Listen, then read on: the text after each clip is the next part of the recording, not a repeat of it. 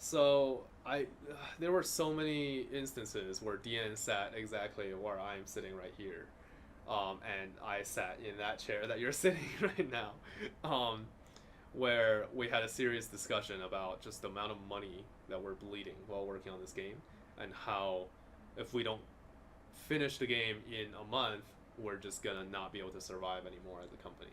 There were so many times that this game should have been canceled. Honestly, like even looking back at it right now, maybe this game should have been canceled a while back. But thankfully, we were able to find really amazing partners to work on the game with. Graffiti Games, which is run by two Alexes that are publishing the game, and they gave us the proper resources for us to really finish the game and release it in a way that we're more or less proud of.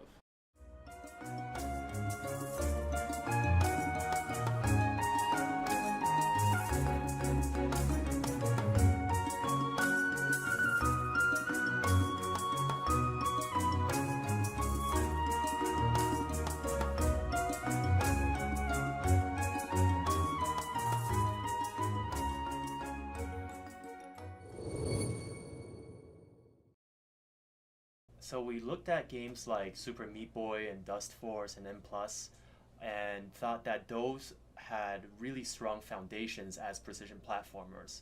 But we've always really liked games that essentially just looked very pretty and looked really artistic. And so we thought that it would be really cool to basically bring our own artistic vision to the precision platformer genre. However, when the idea was first pitched by Dian, back then we basically had no artists on the team and barely any programmers. So there was this idea that it would be all silhouettes and that it would be a very minimalist presentation in terms of how the levels looked, in terms of how the main character looked, and that became eventually the King's Bird. In the very beginning, it was just Deanne and I, the programmer and artist team, working on it. So all the original concept art and set dressing assets were just me, and I was also the only level set dresser.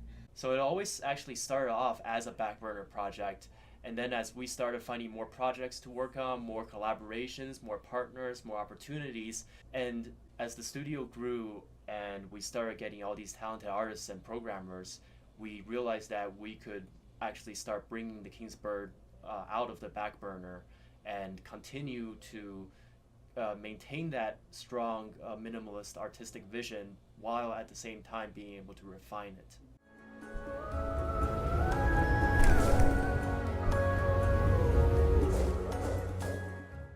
Throughout the next 3-4 years, I would say maybe like 2.5 at the very least, the game was essentially being made by only two people. It was just DN prototyping mechanics, and then Kirsty would put some art together into a level.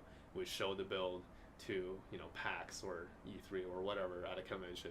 People play it, people have fun, we learn a lot, we go back, remake that same level, and the entire game was maybe like 5 minutes long for 2.5 years as we kept on honing down mechanics.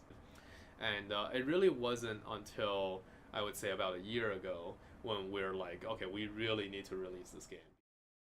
To me, it's really interesting to see how the King's Bird has changed and evolved along with the kind of evolution and kind of development of Serenity Forge as a team, going all the way back from when this game was supposed to be made in Game Maker and with no artists on board, all the way to now when it's being made in Unity and with a lot of artists helping with creating assets and creating animations and effects and UI. And it's just been amazing that even after all these years, the core tenets of the game is still kind of in place and very solid, and yet we've been able to add so much polish and so much kind of additional oomph to the presentation of the game.